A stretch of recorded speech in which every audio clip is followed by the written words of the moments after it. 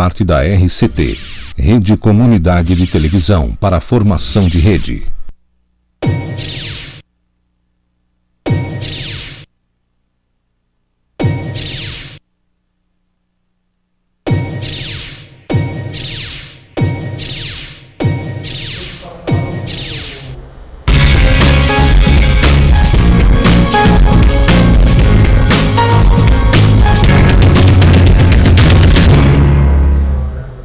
Boa noite, eu sou o Olimar Queiroz e está no ar o Comunidade em Destaque, um programa voltado para a comunidade leopoldense que ocorre sempre às 18 horas e 30 minutos às terças-feiras.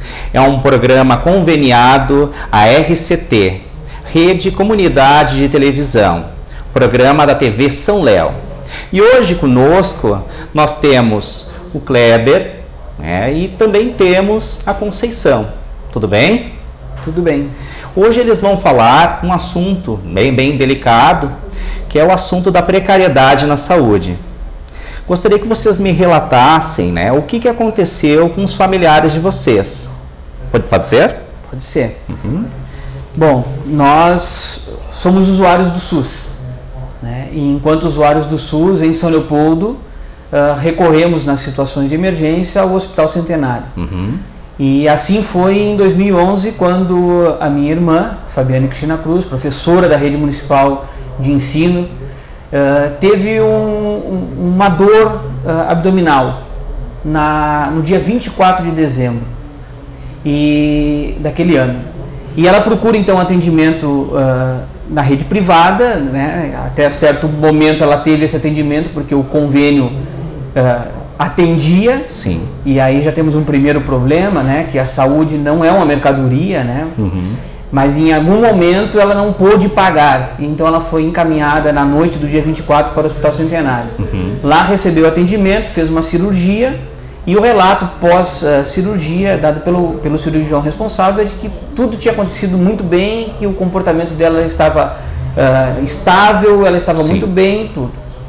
Acontece que passam-se então 2 ou 3 dias e o plantonista, responsável pelo pós-operatório, ele não comparece ao trabalho. Ele faz um feriado estendido de Natal. E então ela entra num processo de infecção generalizada, entra em coma e vem a óbito no dia 31 de dezembro. Foi bem rápido. Super rápido.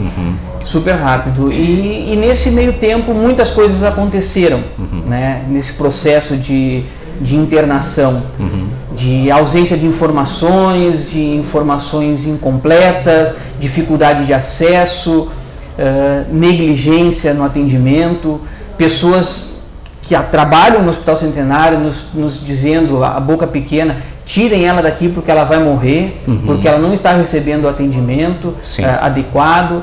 Tudo isso nós passamos. Olha, foi uma semana de uma tortura assim absurda, e que veio a confirmar com o falecimento dela uma tortura para a vida toda. E quanto tempo, Kleber, ela ficou sem essa assistência médica? Que o médico plantonista não se encontrava no hospital. Quanto tempo ela ficou sem essa assistência? Da noite de sábado até a manhã de terça-feira. É muito tempo. Na manhã de terça-feira, o atendimento que ela conseguiu acessar foi quando ela teve uma parada cardiorrespiratória, e um médico da emergência veio atendê-la, não um médico responsável pelo acompanhamento pós-cirúrgico. Então, ali, naquele exato momento, minha mãe estava com ela, era o dia da alta, estávamos todos na frente do hospital para buscá-la, porque não tínhamos passado o Natal em família, como sempre fizemos, e ao invés de levá-la para casa, levamos para a UTI, em coma, e a partir dali nós não conseguimos mais conversar com ela. Então o agravamento da situação se deu pela ausência do plantonista. Com certeza. Existiam naquela ocasião, e ainda existem, um conjunto de problemas de infraestrutura do Hospital Centenário, mas obviamente, um médico pode fazer a diferença na vida de um paciente. E ela não teve acesso ao médico. Faltou o elementar, o acesso ao atendimento. A infraestrutura realmente era precária, mas o atendimento foi negligenciado. Ela não teve acesso ao profissional da medicina que fez um juramento de salvar vidas. Sim. E o que tu percebes hoje em São Leopoldo, a gente muda de governo e a gente percebe que algumas coisas continuam sempre as mesmas. Na questão da saúde, esse atendimento continua sendo negligenciado? Olha, o problema é que a saúde não é uma ação, não poderia ser uma ação de governo, e sim uma ação de Estado. Com certeza. Infelizmente, a gente tem governantes que não entendem dessa forma. Hoje a gente sabe que pouca coisa mudou. Né? Uma das coisas que mudou foi o fato de que não se vê mais na imprensa a divulgação dos problemas estruturais que se mantém da mesma forma. Eu tenho um caso que aconteceu com o meu pai, que é diabético, na semana passada, onde ele não teve acesso ao atendimento no Hospital Centenário. Ele ficou lá com 70 anos de idade, com quadro de diabetes, durante 4, 5 horas esperando atendimento, e somente quando desmaiou o médico apareceu. Então, mudou o quê? Né? Eu me pergunto, mudou o quê? Os postos de saúde, quanto tempo a gente leva para conseguir uma consulta? Eu levo o meu pai não pode dirigir, ele perdeu a visão. Né? Eu levo o meu pai, falta o trabalho muitas vezes para levá-lo ao posto de saúde, chega lá no posto de saúde e o médico não apareceu. Né? O médico ligou que estava em atendimento no hospital, mas pode o mesmo médico que é responsável por atender um conjunto de cidadãos lá no posto médico ser o responsável pelo plantão do hospital no mesmo horário? Não tem como. Obviamente alguém vai ficar sem atendimento. Isso é impossível, não teria como. E Conceição, né, com relação ao caso da Patrícia, a gente escutou também bastante na mídia, foi veiculado por um bom tempo. Poderia dar contar um pouco da história, o que aconteceu com a Patrícia? Sim, assim, a Patrícia procurou ajuda no Hospital Centenário, não estava passando bem, uma dor abdominal, um pouquinho de febre, coisas assim que poderia ser tratado, creio eu, né? Só que quase 24 horas depois, apesar de ter exames que comprovavam já uma certa infecção abdominal, avaliação cirúrgica, positivo para apendicite, levou quase 24 horas para ir para a cirurgia. Tudo bem, fez a cirurgia, apesar da gravidade, deu tudo certo, correu tudo bem. Começou a ser tratada, quer dizer, na sala de recuperação ainda, foi liberado dieta, beber água, coisa. Eu acredito que uma pessoa que acabou de fazer uma cirurgia, aquilo ali ela já começou a se sentir, não se sentia muito bem. Foi para um quarto lá, que devem ter visto já nas outras reportagens, no quarto todo precário, todo mofado, todo sujo, que não tinha condições de um ser humano ser... Ali tinham 5 leitos, 5 pessoas, 5 acompanhantes, já eram 10 pessoas dentro do mesmo quarto. Tá? Ali Patrícia foi ficando mal, 11 dias. Nesses 11 dias, eu falei apenas 2 vezes com o médico, que eu esperava dia e noite, ele não aparecia.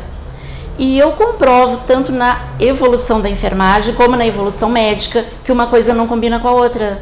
A enfermagem diz uma coisa e o médico diz outra. O médico disse que a Patrícia estava bem, a enfermagem disse que a Patrícia estava passando mal. Então, isso aí é meio complicado, né? Ficar 11 dias sem o tratamento adequado.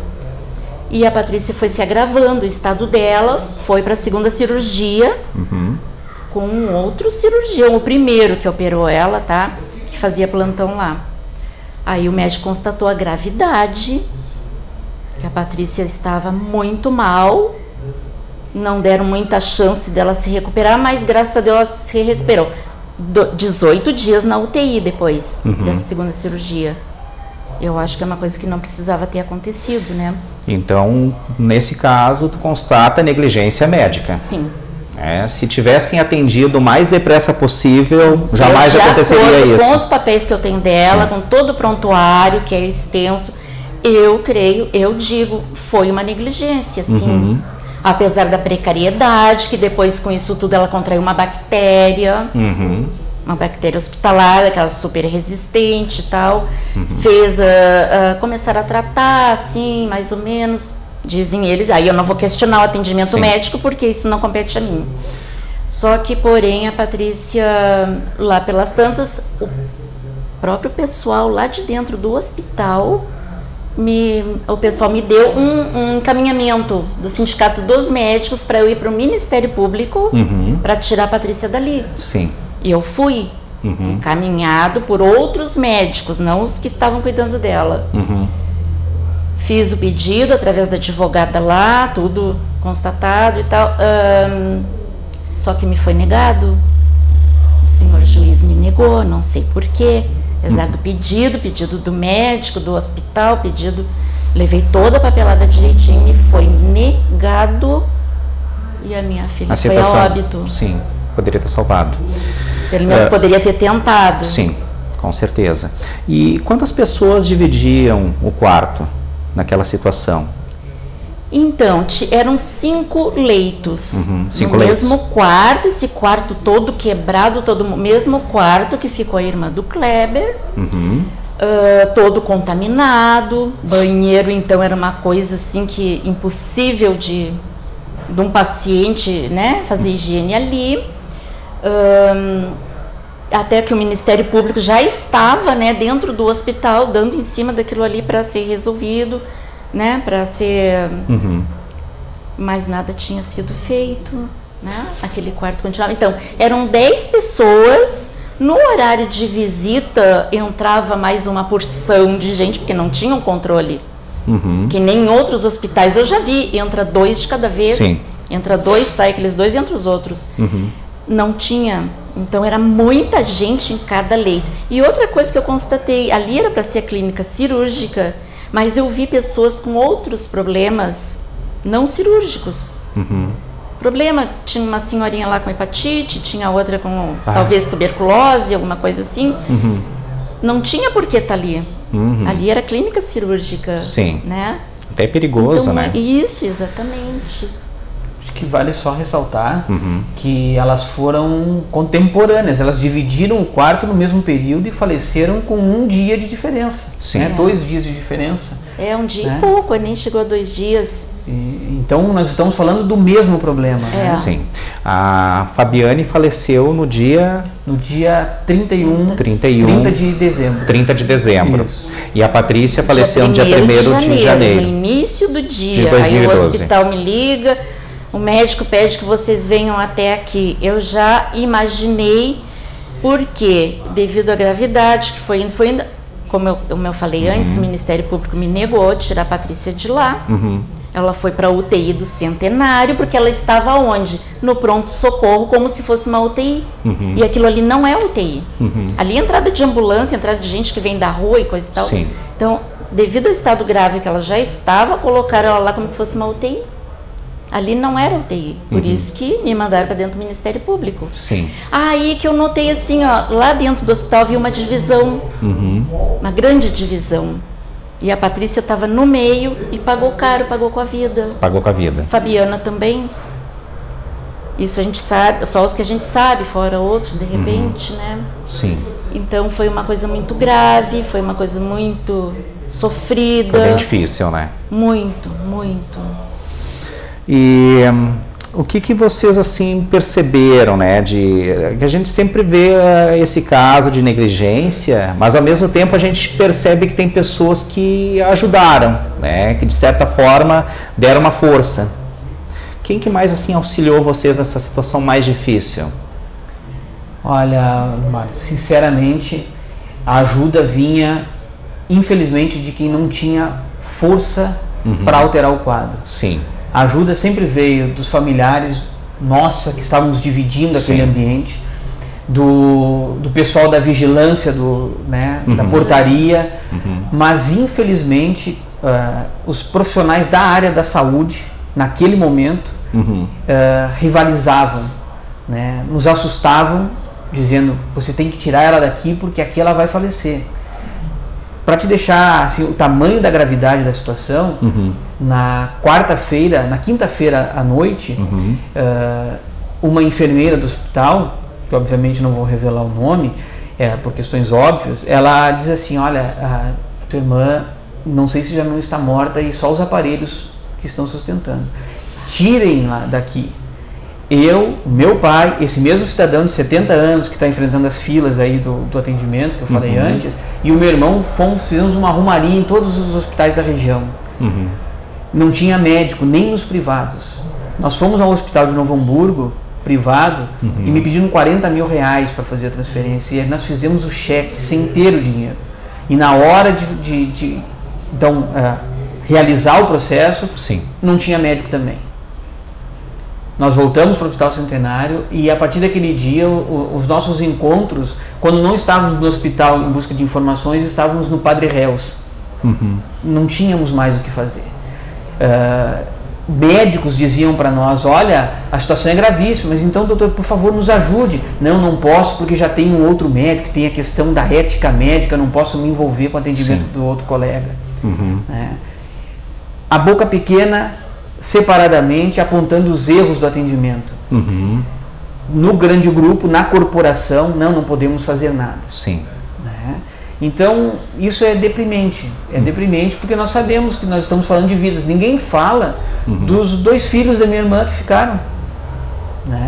Um agora com 8 anos, outro com 17. E essas crianças perderam a mãe. Provavelmente, esse médico responsável por essa negligência toda, ele não deve pensar nessas 2 crianças quando deita a cabeça no travesseiro à noite. O médico pediu exoneração na segunda-feira. A minha irmã falece, é cometida de falecimento então na sexta ou no sábado, não lembro exatamente. Na segunda-feira o médico pede demissão, exoneração do hospital. Existe um atestado de culpa maior do que esse? Com certeza. Levamos tudo isso à polícia. Tivemos a colaboração, a receptividade do delegado Marco Antônio naquela oportunidade, foi muito solícito, sempre nos ouviu, nos orientava, trabalhou conosco, mas já se passaram 2 anos e meio e o inquérito policial não tem nenhum desfecho. E Kleber, o médico que atendeu a tua irmã foi o mesmo que atendeu a Patrícia? Sim. E foi o mesmo caso também da menina Pamela que faleceu? Exatamente. Seria muita coincidência. E esse mesmo médico está atendendo. Continua atendendo. Ele não está mais no Hospital Centenário, mas ele está aí pela região. Continua clinicando. É complicado isso. E os sindicatos, o que dizem a respeito disso? Nós formalizamos denúncia no Conselho de Medicina e não tivemos nenhuma resposta que não fosse simplesmente o fato de que não encontramos evidências de falha médica. Essa foi a resposta. Então, o mesmo conselho que estava dentro do hospital apontando todas essas barbaridades que supostamente estavam acontecendo, na hora de cortar na própria carne, de mostrar que existe sim ética médica, sinceramente, no nosso ponto de vista, nós não ficamos satisfeitos com a resposta. Porque quem está lá dentro do hospital e presencia os fatos, quem fica lá das 7 horas da manhã até as 10 horas da noite esperando o médico vir, e aí quando desiste de esperar e diz assim para o pessoal da enfermagem, o médico não vem? Não, ele já esteve aqui. Sim, mas ele não viu a minha irmã. Não, ele viu sim. Não, mas eu estava do lado dela o dia todo. Não, deve ter sido uma hora que tu foi no banheiro. Mas será que o tempo de ir ao banheiro é o suficiente para um médico fazer um acompanhamento de um paciente na situação que estava? É óbvio que é uma mentira. E nós sabemos disso. Todos os usuários do sistema de saúde sabem que os médicos não cumprem carga horária, que os médicos não estão lá à disposição da população. Isso é grave. E nós sabemos a cruz que o pessoal da enfermagem carrega, porque em última instância são eles que ficam ali acobertando, contrariadamente muitas vezes, essa situação, porque o trabalho deles também está em xeque. Os enfermeiros, os técnicos, auxiliares acabam trabalhando muito mais do que os próprios médicos que deveriam estar no seu trabalho, e acabam estando em outro local, sendo acobertado por outros. Isso? Só para finalizar, a gente não encontrava o médico no hospital, mas o médico estava no consultório particular dele. É uma coisa estranha. Todo mundo vê, só quem não vê é quem deveria haver. Ministério Público, polícia, os órgãos de fiscalização e controle. E a população é que acaba sofrendo com isso. Como nós, que somos usuários, entregamos as nossas vidas e as vidas dos nossos familiares nas mãos desses profissionais, vamos contrariá-los. Né? Nós sabemos da impunidade, Sim. nós sabemos que a corporação é fechada e vamos fazer o quê? Podemos agora ter qualquer desfecho dessa situação. A minha irmã nunca mais vai voltar, a Patrícia nunca mais vai voltar. O nosso problema não tem solução. Verdade. E com relação ao Ministério Público, qual apoio vocês tiveram? Olha, eu vou te dizer assim, eu levei todos os papéis da Patrícia, fiz um dossiê completo, fotos, cópias do prontuário, como eu já falei, extenso, 1000 páginas, resumi, levei tanto para o Ministério Público como para a delegacia, como para todos os lados. O Ministério Público, agora eu procuro para saber alguma coisa, diz assim, estamos esperando que o delegado encerre o inquérito policial que venha aqui para dentro do Ministério para a gente poder resolver, ir a julgamento, ver. E esse Então, inquérito, hoje estamos esperando. e esse inquérito policial, ele vem se arrastando, então, lá desde o final de 2011. Isso, desde aquela época. Nós já porque estamos em 2014 e até agora, nada. Nada. Há uns meses atrás eu procurei o delegado, o Dr. Sander, agora, né? Ele disse que iria para a perícia, que isso levaria algum tempo, mas isso já tem meses. Anos. E nós estamos esperando, Sim. né, que ele resolva, que ele encerre esse Sim. inquérito. Mas eu posso fazer só uma pequena observação Claro. sobre, o Kleber falou do atendimento do pessoal, dos funcionários. Tivemos muito apoio, como ele falou, do pessoal da segurança ali na frente, pessoal muito atencioso. Mas eu quero te dizer assim, ó, lá dentro, pessoal da enfermagem, eu não tenho nada a dizer, assim, de agradecer. Porque eu pedia ajuda, eu dizia, minha filha tá mal, tem 11 dias que ela tá nesse leito, após uma cirurgia, 11 dias, ficando mal, com tremores de febre, ficando mal e mal. A enfermeira me dizer, é assim mesmo, mãezinha. Isso é assim, ela tá Formando bem. numa situação bem complicada. Sabendo que o médico, eu falei 2 vezes apenas com o médico nesses 11 dias, e eu tenho papéis que comprovam isso Sim. tudo, entende? Então ali, eu estava vendo, foi ali que a minha filha Que vocês iam se perdeu, ia o perder a tua caso filha. dela ali, e nunca mais conseguiu se recuperar. Sim. Então, assim, em outras ocasiões, fora daquele setor ali, ela teve em outros setores lá dentro, a enfermeira anota que eu me nego a aceitar o cirurgião passar um novo catéter. Eu neguei. Enquanto que na anotação do médico, antes daquilo ali, ele já tinha notado que a Patrícia não precisava de um novo acesso. Sim. Que aquele que ela tinha estava bom, confirma os horários e tudo mais. Como Então assim havia eu a me nego? contradição daquilo que era prescrito pelo Exato. médico e aquilo que havia sido perguntado para ti. É, porque assim, ó, eles diziam que eu estava negando atendimento para Patrícia. Sim. De certa forma, poderia ter sido proposital. Eu creio que sim. Eu creio que sim, porque uma enfermeira, chefe, dizer a mãe da paciente me aborda no corredor. Não, ali ninguém aborda ninguém, porque se eu não puder conversar com a enfermeira-chefe, que é a quem eu vou pedir ajuda, eu vou pedir Sim. alguma orientação, alguma coisa sobre o caso grave que estava... Tanto é que eu chego lá de manhã, porque eu trabalho de noite Sim. na saúde também, eu chego lá, encontro a minha filha com falta de ar, passando mal, já prostrada, e eu chamo a enfermeira, minha filha está mal, agora eu não posso ir porque eu estou Sim. atendendo o telefone. Aí ela já é removida com urgência de novo para UTI, ali ela não conseguiu mais sair. Nós estamos quase encerrando o nosso Isso. programa. Eu gostaria que vocês dessem um recado para o nosso público que está prestigiando agora. O que vocês poderiam dizer para as famílias que estão passando por essas dificuldades, né, nos hospitais, no caso especial, nosso Hospital Centenário?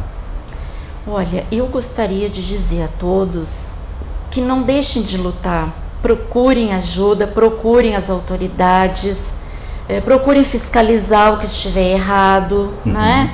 que acho que não está bem. Nós temos que cobrar dos nossos governantes, das nossas autoridades, porque se isso tivesse sido cobrado antes, não teria chegado nessa situação. Não teria o hospital ficado naquele abandono. E o que a gente precisa mais? É da saúde.